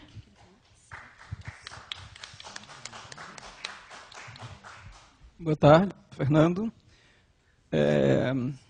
A professora da Unicamp, professora Ana Cláudia. Eu não sou professora, não. Ana Cláudia. Ela falou no início da intervenção dela sobre a questão da disputa de significados, mas há pelo menos um entendimento, pelo menos eu percebo, que há uma intenção, por grande parte dos que estão aqui presentes, de perceberem o apoderamento dos movimentos sociais ou das ONGs, etc. Tá? Então, acho que isso aí dentro de um campo da participação popular, dentro desse campo mais de esquerda, mais que tem a tolerância, né, da luta contra a ditadura, isso está mais ou menos resolvido. Mas você entende, você percebe que existe também um conceito de participação popular pelo lado do campo mais conservador, entendendo até mesmo que eles muitas vezes nem reconhecem os movimentos sociais, não reconhecem muitas vezes os imigrantes, acham que os bolivianos são supérfluos, né? Você acha que existe essa construção desse conceito também no campo mais conservador, e como é que eventualmente pode acontecer esse embate desse conceito entre esses 2 grandes campos que podem eventualmente se conflitarem mais adiante? Muito obrigada, Fernando. Agora eu vou passar a fala para a mesa e, já deixando numa saia justa, eu vou controlar o tempo de vocês de novo. E é exatamente para a gente não prejudicar as próximas atividades e para dar uma relaxada para o café. Tá? Vou passar primeiro para o Paulo, que foi o primeiro provocado, e aí eu controlo, a gente controla em 3 minutos. Tá, ok, são 6 perguntas, então meio minuto para cada uma, né? Bom, Ana, primeiro dizer que você não está equivocada na sua reflexão, né? Faz todo sentido nós colocarmos o diálogo sempre como caminho para a participação, né? Então, acho que como momento de escuta, mas momento fundamental para a construção de espaços de toma de decisão, né? Então, se a gente for olhar os espaços que nós temos hoje formalizados de determinados grupos sociais, que são grupos que já vêm contribuindo para a formação da política, né? Se nós olharmos que é uma situação hoje dos direitos humanos, dos públicos, né, que nós temos hoje nos direitos humanos, como, por exemplo, migrante, né, para citar como exemplo migrante, você precisa do diálogo justamente para romper com determinados modelos já estruturados, onde há um entrucamento do diálogo que muitas vezes você não consegue chegar, de fato, até naquela pessoa que precisa se manifestar e propor alternativas para a melhoria de vida da sua comunidade, né? É interessante você imaginar uma comunidade, você mencionou os bolivianos, né? Que são mais de 20 anos que estão aqui, que muitas vezes situação de servidão, situação de trabalho análogo ao trabalho escravo, mas que tem o seu momento, né? Dia 31 agora, nós temos um diálogo com o secretário de Cultura e com o secretário de Direitos Humanos, né? De que esses imigrantes possam sentar ali e trazer os problemas da sua comunidade e propor, inclusive, um conselho de imigrante que nós não temos hoje, né? Então, eu entendo, para esses grupos, o diálogo é fundamental como caminho de construção da participação no sentido mais forte do termo, né? Vera, em relação à abordagem da solidariedade internacional, isso é totalmente presente na vida dos migrantes, né? A nossa coordenação de política para migrantes foi formada faz 3 meses, né? Mas a gente percebe isso nos fóruns internacionais, como há uma rede de proteção mundial, né, e de solidariedade entre os imigrantes. O trabalho com a população brasileira é fundamental, né? Nós temos no nosso plano de meta o desenvolvimento de campanhas de conscientização com o público brasileiro, né? Sobretudo desmistificação sobre a presença dos imigrantes, né? Ezequiel colocava essa questão da presença dos direitos humanos lá nas comunidades. A secretaria, o trabalho da secretaria é muito de meio de mediação, né? Então, nós fazemos esse processo de escuta, mas temos que trabalhar no sentido integral dentro da gestão para que essas demandas possam ser atendidas, né? Em relação... tem mais algumas perguntas aqui, né? Mas deixa eu ver. Em relação à saúde, né? Que você coloca a questão da contratação de agentes, isso é uma reivindicação das comunidades imigrantes já de muito tempo, né? Eu mencionei aqui o acordo que a Prefeitura fez com a Caixa Econômica Federal para bancarização, criação de conta poupança para os imigrantes, e justamente hoje a Caixa está fazendo uma entrevista com mais de 30 imigrantes que serão contratados para ajudar no atendimento. E eu sou totalmente favorável, nós somos totalmente favoráveis a esse modelo, porque é um mecanismo que a gente possa entrar na casa desse imigrante como agente de saúde e trazer o imigrante para a participação. Não está tomando o lugar do brasileiro. A gente é justamente esse, eu acho que é o grande desafio, né, que a gente precisa fazer, né? Que nós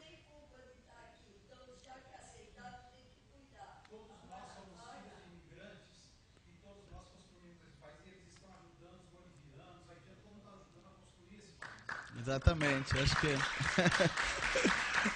muito obrigado, né? Infelizmente eu não tenho mais tempo, mas é um debate que nós precisamos fazer em São Paulo, né? A gente precisa, o secretário, o Rogério Sotilho sempre fala, né? Nós precisamos dar um choque cultural na cidade de São Paulo, né? Para que a gente se reconheça de fato como todos os migrantes. Eu sou Iles, o meu sobrenome, de descendência húngara, né?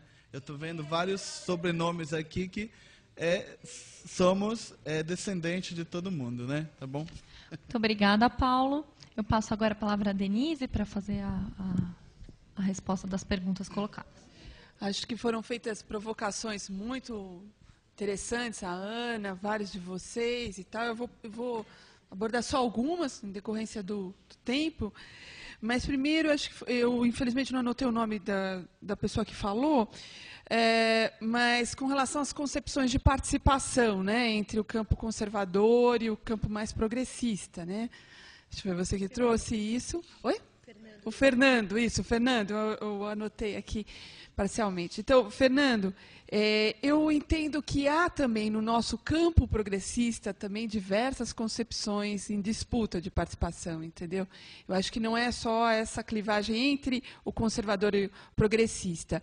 No nosso campo também há, né, desde aquela perspectiva de participação controlada, né, vamos ver quem vai entrar, quem controla, como é que vai fazer e tal, vamos ver quem, né, até a participação nessa perspectiva mais figurativa. Vamos lá, a festa da democracia, todo mundo, tal, mas concretamente, né, não se avança. Então, aqui, até também no material, a gente faz 5 concepções de participação que a gente deve ficar atento a não reproduzir, né, assim, ter 5 perspectivas.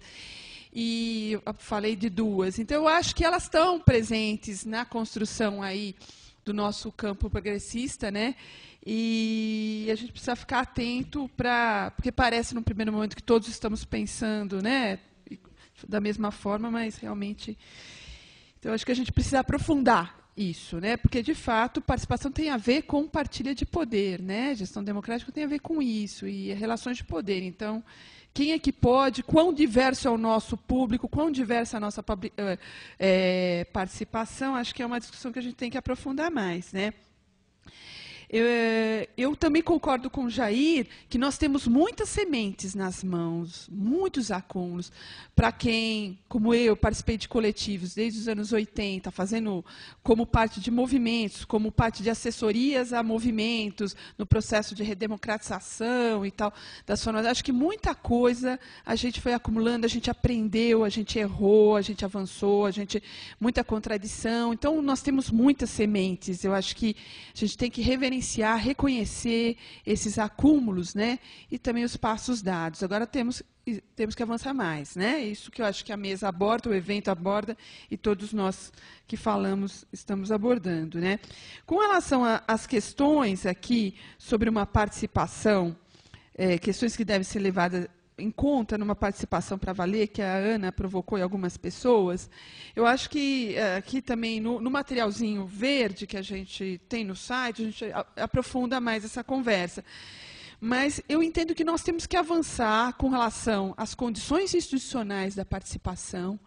Então, ao mesmo tempo, nós fazemos a crítica à institucionalidade, mas eu acho que faltam condições institucionais mais adequadas para sustentar processos participativos mais amplos, né? Nós precisamos de equipe, nós precisamos de Estado, nós precisamos de condições, né, de financiamento, precisamos de condições para fazer essa participação, dialogar e disputar uma concepção de Estado, né? Eu acho que tem uma briga com relação à forma como o Estado opera as políticas e os processos participativos entram para tensionar isso, né? E aí a gente precisa ter condições institucionais dentro do Estado para conseguir para construir essa nova perspectiva, né? Eu acho que a discussão de território já foi colocada como ponto importante. Quem são as pessoas, né, concretas, né? Quando a gente pensa em processo participativo, quem é o cidadão, cidadã que a gente está pensando? Acho que a gente precisa aprofundar isso, né? Na educação, a gente tem falado, quem são essas famílias que tanto se fala? São pessoas concretas, que vivem os problemas de mobilidade nas grandes cidades, ou de mobilidade, né, quem vive no campo, são pessoas que vivem relações de trabalho muitas vezes precárias. Ou seja, quem é o sujeito concreto? Acho que a gente tem que abrir mais. Quem são os sujeitos, né? A outra coisa é a questão metodológica. Como fazer processos, desenvolver processos que sejam mais amigáveis, mais amplos, né? E eu acho que a participação com crianças e adolescentes, as nossas experiências com crianças e adolescentes também vem nos ensinando muito, né? Por exemplo, a importância do lúdico, do brincar, né? De que o espaço seja um espaço também de encontro, de diálogo, de possíveis alianças. Tem a dimensão do afeto, né? Que Eu acho que a gente tem que levar mais a sério isso para os adultos também, entendeu? Acho que os processos participativos eles têm que ser mais amigáveis também no sentido de que sejam espaços mais acolhedores, sejam espaços onde as pessoas possam se ver, conversar, construir amizades, relações, dialogar, brigar e tudo mais, entendeu? Mas acho que a gente tem que, talvez, olhar para essas outras dimensões aí. Tem a questão aqui do processo de tomada de decisão, que esse eu acho que ele é o central. Como é que esses processos participativos resultam num melhor diagnóstico? Esse diagnóstico também resulta na influência no processo de tomada de decisão, em propostas que... Então, essa questão da tomada de decisão e como a gente monitora isso concretamente é fundamental. Bom, eu acho que Ana trouxe também essa questão do consultivo e tal, que não vai dar para abordar, mas nós temos, de fato, muitas sementes, muitas experiências importantes e temos que avançar, sobretudo, para superar essa fragmentação que Ana destacou, né? Como é que a gente faz que os processos todos dialoguem, né? Se fortaleçam? Então, esse esforço de pensar o quadrado, o círculo, ou qualquer outra figura, é no sentido de como é que a gente pensa esses processos dialogando, se retroalimentando. Acho que esse é um grande desafio. Obrigada pela oportunidade. Muito obrigada, Denise. Eu só queria, antes de passar de novo a fala, confirmar com vocês que aqui nesse auditório continua o Café Hacker e para o Café com Proposta, a nossa equipe vai orientar o caminho para a sala de convivência, se alguém tiver alguma dúvida, tá? Passando a fala, secretária Severino. Bom, começando por uma das questões que a Ana trouxe para a gente, e como que a política se retroalimenta, dialoga entre os espaços que são constituídos, acho que esse é um desafio como um todo, na medida em que a gente escute que participação não pode ser de responsabilidade de quem tem uma pasta responsável por pensar as propostas de participação, ou que gere os sites, ou que executa as conferências. Acho que é um desafio, quando se pensa a participação como um método permanente de governo, além dessa concepção mais geral da participação como um direito humano, de fazer com que isso caminhe e desemboque, né, não só no processo de retorno sobre as questões que são demandadas, mas que uma pauta incida na outra, até porque um dos desafios do ponto de vista da gestão pública, para responder à altura às demandas e anseios da sociedade, é sair das caixinhas, né? Sair das caixinhas, porque é isso, a vida real lá na periferia, lá na comunidade rural, a vida real está ali, as dificuldades, as contradições. Então, não dá para descolar a agenda da saúde, da pauta dos direitos humanos, o direito à educação, à mobilidade, né, ao direito dos jovens, das pessoas com deficiência, a questão do plano diretor. Eu acho que o desafio é como é que integra isso e faz com que os processos de participação também desemboquem numa incidência sobre a agenda geral, que a gente quer incidir, não só sobre as partes. E aí, sobre a juventude, é um desafio enorme, porque a gente fala de um segmento que está transversalmente ligado a um conjunto de demandas estruturais e questões que são específicas desta própria geração, né, que coloca também o debate da mobilidade com algumas características, o viés da educação, olhando a peculiaridade e diversidade da juventude. Então, sem dúvida nenhuma, é um desafio enorme. Acho que a receita não é uma receitinha pronta, então, tem processos históricos em curso, tem questões novas na pauta. Acho que é esse emaranhado de questões que também vai nos fazendo avançar e aprofundar esse entendimento sobre participação. Especificamente sobre como o participatório pretende dialogar com a conferência, com o conselho, está diretamente ligado, até porque a gente desenvolveu a proposta participatória também consultando o próprio Conselho Nacional. A conferência já se utilizou de mecanismos virtuais para fazer o diálogo com a juventude. Então, por exemplo, o Sistema Nacional, sancionado o estatuto em agosto pela presidenta, nós temos 180 dias para apresentar uma proposta de um sistema. O governo está elaborando uma proposta, estamos discutindo com o Conselho, estamos discutindo com os gestores, estamos discutindo com as organizações juvenis e estamos com a proposta aberta para que qualquer jovem possa opinar. A gente quer juntar isso tudo e quer devolver nesses vários espaços. Não é tão simples, porque na medida, no dia a dia, a capacidade de resposta, hoje nós não temos o participatório ainda desenvolvido na plataforma, o mecanismo, né, de resposta ou de agregar imediatamente. A gente precisa de pessoas que entrem, que avaliem. Então, isso tudo ainda está em curso para a gente desenvolver a plataforma como a gente gostaria, mas é um resultado concreto. Especialmente, agora, o que a gente acha que é importante, Ana, até que a gente não chegue no ideal, eu acho que a gente nunca vai chegar, o desafio é ir melhorando aos poucos, é que a gente consiga dar um retorno, para não cair no descrédito, de fato, mais um instrumento, mais uma proposta do espaço de participação. Tem questões que não respeitam só ao governo, na capacidade de responder. Eu vou dar um exemplo novamente do Juventude Viva, um plano construído com muita fragilidade ainda, mas é uma resposta a uma dívida histórica do Estado brasileiro em relação à violência contra a juventude. Para além da prevenção, da ampliação dos direitos, oportunidades, equipamentos, envolve mudança de legislação. Nós estamos, inclusive, queria fazer uma propaganda aqui, pedir ajuda de vocês, junto aos deputados e tudo mais, na luta pela aprovação do PL 4471, pelo fim dos autos de resistência. Hoje a polícia mata, ninguém investiga, não mantém a cena do crime, autos de resistência, os jovens negros da periferia são as maiores vítimas. Depende do Congresso Nacional. O governo está empenhado, a Prefeitura de São Paulo foi Rogério Sotile, Gabriel Medina, um conjunto de artistas, semana passada, a fazer a pressão no parlamento, ou seja, exige de nós, a gente como sociedade, governo, organizações sociais, também um diálogo para que influencie no executivo, que influencie na construção de legislações adequadas também para dar uma resposta à altura do desafio que está colocado, que foi pautado através da participação. A pesquisa, de fato, nos ajuda muito a desmistificar um conjunto de questões. Eu queria dizer que está disponível aqui o primeiro bloco de análises que já foi feita no site do participatório. Então, a quem interessar conhecer a pesquisa, entra, baixa, está lá disponível. Além desse dado que traz um pouco dessa noção, não é só a internet, tem outro lado bem legal que eu queria socializar para vocês, que é sobre participação política. Quando perguntado os jovens sobre a importância da política, 54% responderam que ela é muito importante. 29% que ela é mais ou menos. Juntando mais ou menos com muito, nós temos aí 80% de jovens que identificam a política como importante. No entanto, eles, quando perguntados nas formas de participação, poucos querem ir por partido como opção, mas não há um desentendimento sobre a importância da política. Então, quem tem que se adaptar, ampliar a capacidade de diálogo, e acho que isso vai muito na linha da pergunta que o Gustavo nos faz, que o Jair reforça na linha de que a gente também precisa ir onde o jovem está, e não é blá, blá, blá. Esse é um desafio nosso, o governo federal está lá em cima. Como é que o participatório vai dialogar, que o conselho vai estar na ponta? Ou seja, muitas vezes não interessa porque ele não se vê, não sabe como incide, não reconhece esse espaço, não está onde ele circula. Ou seja, acho que também construir mecanismos de espaço de participação também tem que dialogar com a expectativa, a realidade e o local onde esse jovem está. Já falei demais, já encerrou meu tempo. Leandro, software livre, sim, isso foi utilizado, o código é aberto. Queria sugerir que você possa entrar no link sobre o participatório, e lá tem a informação na pergunta 11, que mostra onde está o código desenvolvido e pode estar sendo reutilizado.